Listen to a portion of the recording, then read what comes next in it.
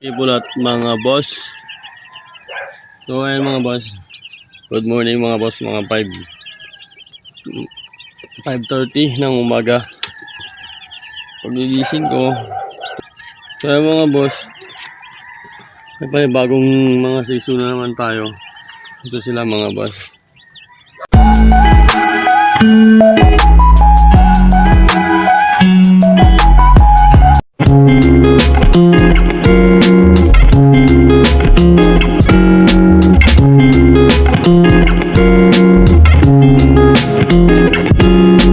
Ibulat mga boss.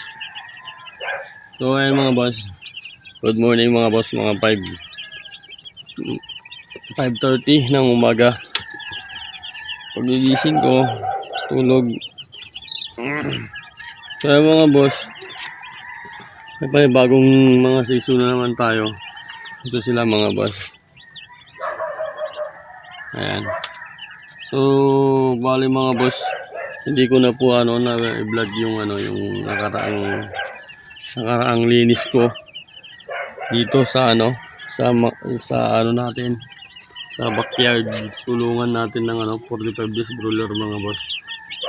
100 kukunin ko yung 100 pero sa bangpal mga boss hindi ko po nakuha mga boss.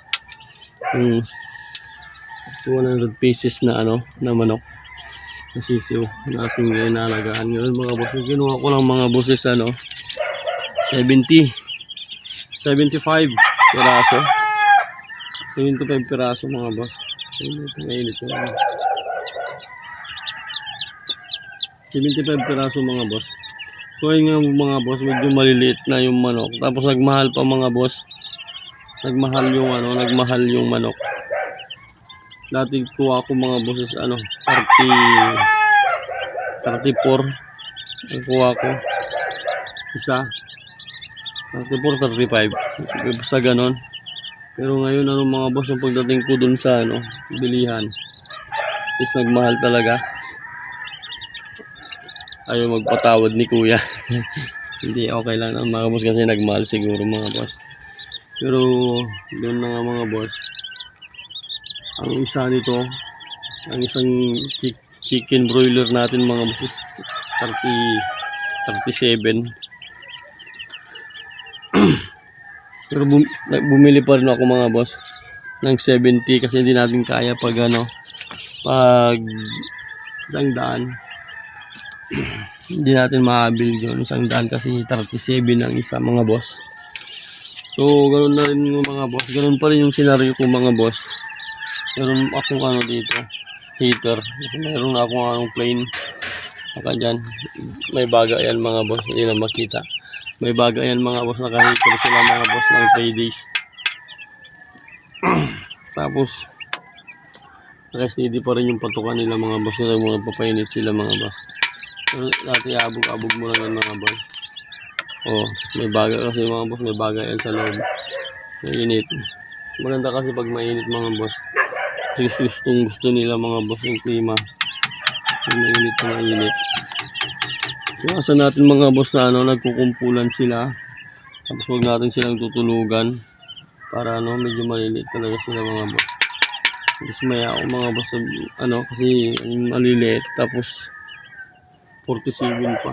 Pero kagandahan dun mga boss, binigyan niya ako ng 3 pre. Kaya yan. Tataw yung aso. Pinatawalan ako ng aso namin. Bubuksan ko rin mga boss. Basta huwag yung pabayaan mga boss sa day 1 Sa day 1 hanggang day 3 mga boss, dapat magandang brooding na gagawin yung mga boss. Tapos yung patukan yung mga boss, siya Bimig Integra 1. Ako ganun ako mga boss. Pinugulo ko sila mga boss, hindi ko hinahayaan na nag-i-stay lang sila sa isang sulok. Kasi pag nag-i-stay sila sa isang sulok mga boss, sila nagkukumpulan, nakaiga, mamaya may mababansot. Kaya dapat lagi mong sinisita, ganun. Agaya nito, pag nanahimik, Ngayon, pinapalakad ko mga boss. Dapat sila kumain kasi ang gawa lang nila kakain, tulog. Sa brooding. Basta brooding natin mga boss, ingatan yung mga boss yung brooding natin. Doon tayo mag-iingat sa pag-brooding natin mga boss. Dapat may temperaturan tayo mga boss. Yung mga boss dati tatlo yung ginagamit kong ilaw, 50 watts. Yung dilaw, tatlo. Ngayon, ginawa ko lang dalawa mga boss kasi may temporary heater ako mga boss. Uling yan mga boss. Mainit yan mga boss. Yan kasi yung gusto nila mga boss. Kasi yung sisiw mga boss, siya, sensitibo sila sa lamig, sa klima, sa bagong panahon.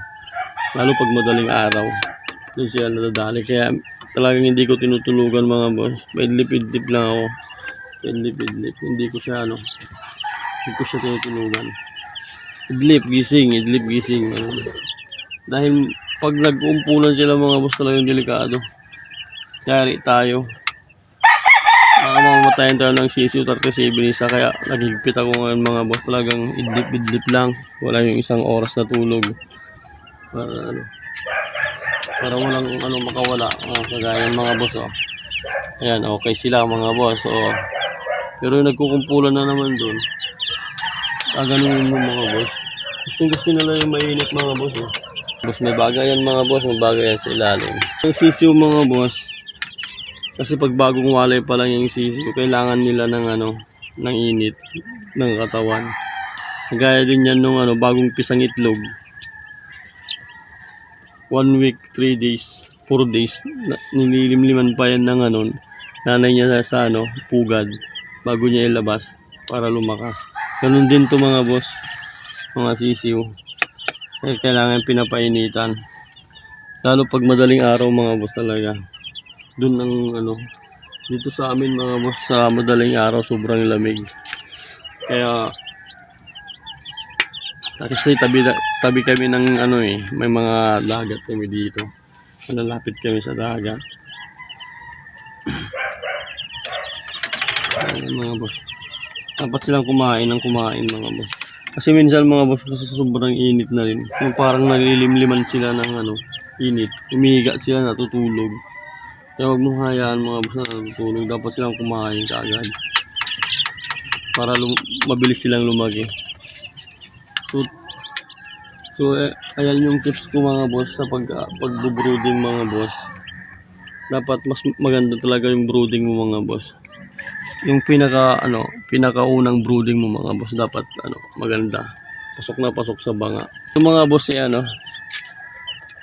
naka-music sila mga boss. Ngayon pinatay ko kasi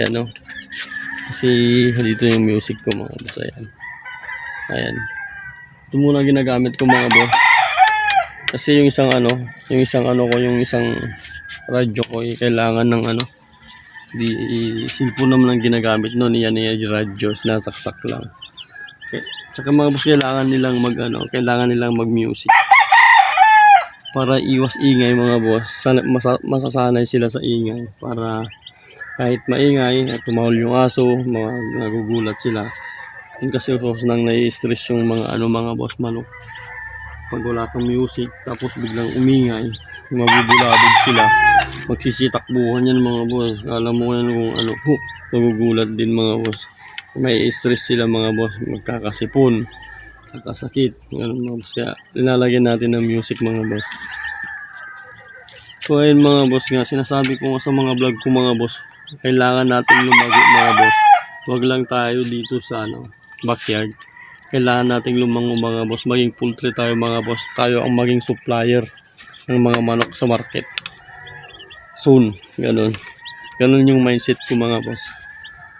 Na lumaki itong natin backyard. Huwag mga boss mag-subscribe at pindutin yung notification bell para lagi kayong updated ng mga vlog ko patungkol sa mga manok mga boss. Kahit backyard tayo mga boss, huwag tayong sumukong mag-alaga. Kung na-try na natin, tuloy-tuloy na natin mga boss. Huwag tayong susuko. Kahit backyard lang tayo. Kaya kahit kunting kita, okay na mga boss. Sa mga boss, sa 50 heads na inalagaan ko, hindi ko na nasabi kung magkano kinita ko mga boss. Pero kumita ako mga boss. Kumita ako doon. May pautang pa nga ako, hindi ko pa nasisingil. Kita natin. Tapos minsanan tayo magpatayo ng poultry. Yan. So ayan mga boss, nagliliwanag na. Ayan, lalabas tayo mga boss. Ayan mga boss, maliwanag na mga boss. Ayun yung motor ko mga boss. Napakasimple ng buhay mga boss. Yung motor ko hulugan pa lang. Pero matatapos din natin yan mga boss. So good morning mga boss. At nagpapasalamat ako mga boss sa nag-subscribe sa akin. So napakaaga mga boss, di ba? Di mo haggard pa ako puyat.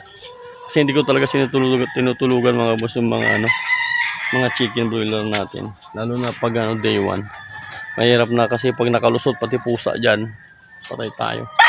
Ubus ang ating sisiw. Ubus ang ating pera mga boss. So ayun na may nandun yung uncle ko dalawa. Basta yung mga uncle ko maagang nagigising mga boss. Ayun sila. Ayun. Artificial heater na mga boss. Anong gawin nyo mga boss?